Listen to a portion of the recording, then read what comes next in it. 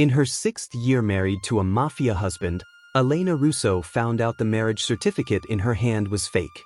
And Dante Caruso's legal spouse was someone else. The private hospital hallway was cold as a blade.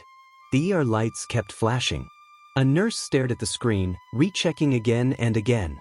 The error message popped up like it was laughing at her. The nurse's patience snapped, her voice turning sharp. "Ms. Russo, the patient has critical injuries. He could die at any moment. Stop wasting time with fake documents. Either fix your information, or call his real next of kin to sign. Now." Elena froze. Her ears rang. "Fake? How is that possible? We've been married 6 years. Is your system messed up?" The nurse's expression got even worse. She spun the computer toward Elena. On the record page, under Elena's marital status, it clearly said, "Single."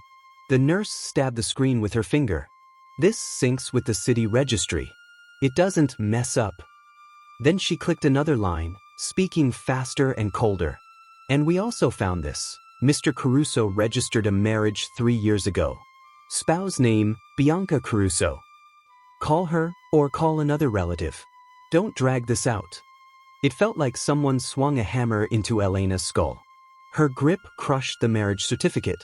Her knuckles went white. In the photo, the two of them were pressed close, so close it burned her eyes. Back then, when Dante handled the paperwork, he'd said his family background was complicated. The process was special. A legal back channel. She didn't even have to show up. He said he'd take care of everything. And he did.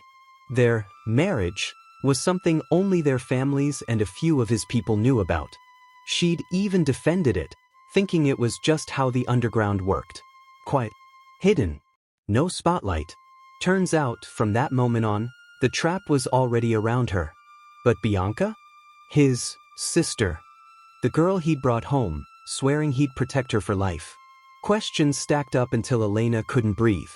She wanted to storm in, grab Dante by the collar, and demand the truth. But then she looked through the glass, saw him barely breathing on that table, and her tears slammed down hard. She'd known Dante for more than 10 years. She'd been his wife for 6. To the rest of New York's underworld, he was the Caruso heir people feared. To her, he'd been good. Too good. He'd remember something she mentioned once in public and treat it like a rule. He'd come home late at night and still wash her clothes with his own hands. Bring her water. Rub her feet. He'd bring back weird little gifts from all over the world just to make her laugh, like she was a kid. Outside of family business, he was glued to her. Boys. He said he hated leaving her alone too long. Said he couldn't stand not seeing her. She once told him she was scared of pain. So he got a vasectomy. He said, "It's just us. I'm not risking your life. No kids is fine." A man like that? How was she supposed to believe none of it counted? In the end, Elena had no choice. She called Donna Valeria Caruso to come sign. On the phone, the woman's voice was pure superiority. A few lines and the hospital legal team immediately cleared the surgery, while she shoved Elena straight into the dirt. "I told you were bad luck. I told him not to touch you. He never listens. Now look. He rushed back to celebrate some stupid anniversary with you and almost died for it. Married all these years and your belly's still empty. Now you almost got him killed too. Are you trying to wipe out the Caruso line?" Elena had heard it 1,000 times. And every time, it still hit like nails in her chest. She tightened her grip on her phone. After she hung up, tears just kept falling. She prayed the surgery would work.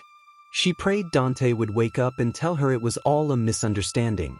Reality doesn't care about anyone's pride. On the 7th day after surgery, Dante finally woke up. Elena hadn't slept in days. A caregiver had forced her home to rest for an hour, then she got the message and sprinted back. Her fingers had just touched the doorknob when she heard voices inside. "Dante, you're finally awake. You have no idea how worried Bianca's been. She calls every day asking about you. Later you better message her and let her know you're okay." Dante's voice was weak, rough. "I told you, don't bring her up. If Elena hears, she'll start thinking too much." Yeah, Mr. Caruso," the other guy laughed. But how long are you gonna keep lying? Honestly, you should cut Bianca off. Elena's sacrificed a lot for you. How many overseas job offers has she turned down? And if she ever finds out?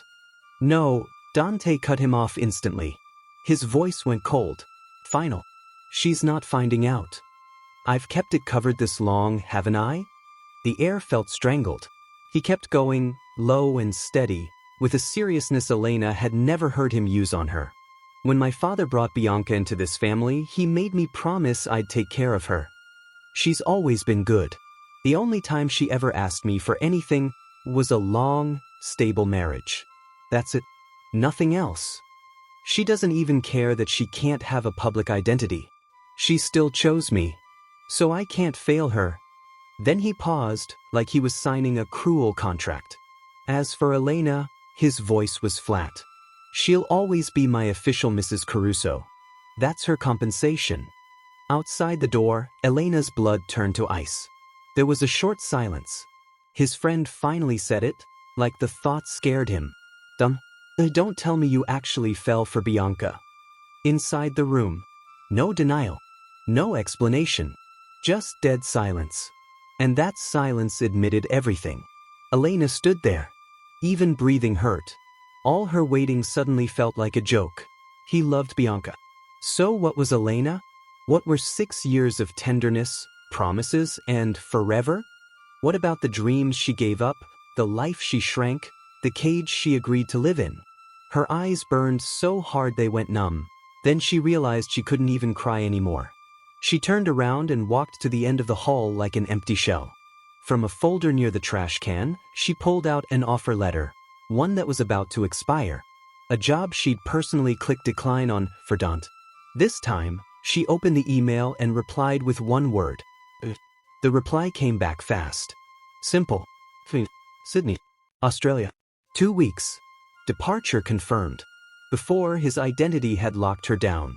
Leaving the country meant approvals, reports, Caruso legal signatures. For now, if she was never his legal wife in the first place, then she could finally be free. And she could finally stop tying herself to a man who had never been fully hers.